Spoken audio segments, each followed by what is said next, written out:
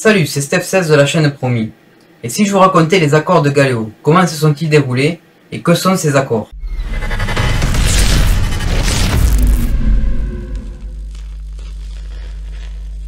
Jadis, dans le royaume de Galéo, une guerre éclata afin de prouver sa supériorité à son frère rival, comme ce fut souvent le cas en ces temps anciens. Quand la guerre éclata, il ne fallut pas longtemps un puissant royaume pour écraser son rival. La défaite poussa tout un peuple à traverser la mer pour fuir en direction d'une île inconnue, tandis qu'un fou désir de vengeance pesait sur son cœur. Depuis, plus personne n'entendit parler d'eux. 1000 ans plus tard, le vainqueur n'est plus qu'un récit parmi tant d'autres, et le continent maintenant trop grand est ravagé par les maladies et la famine.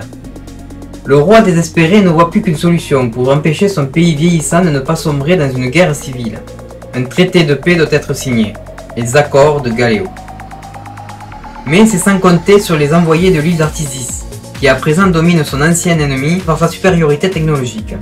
Gabrielle, co-dirigeante de son état, accompagnée d'Ariane, son bras droit, se charge de parlementer avec le roi. Il ne leur faudra pas longtemps avant de comprendre la situation. Quels seront les accords de Galéo? Seront-ils signés ou une guerre civile éclatera-t-elle?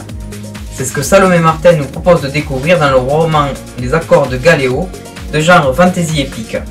Ce roman transporte dès les premières pages dans un royaume en difficulté.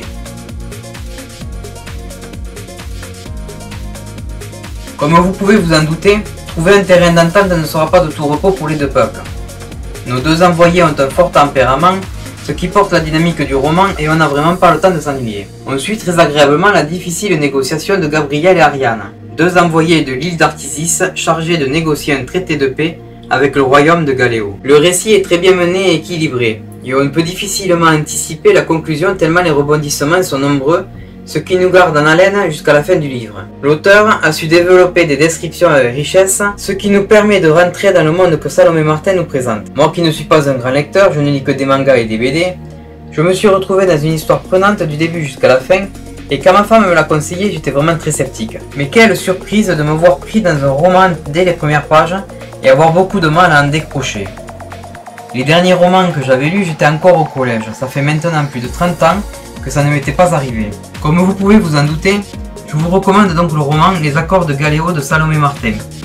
Il est sorti aux éditions Sud-Arène et il est disponible dans toutes les bonnes librairies, ainsi que sur liseuse Kobo et Kindle. Si cette vidéo vous a plu, n'hésitez pas à cliquer sur le pouce en l'air, l'abonnement, le partage, le commentaire, et puis je vous dis à très bientôt pour une nouvelle vidéo. Salut!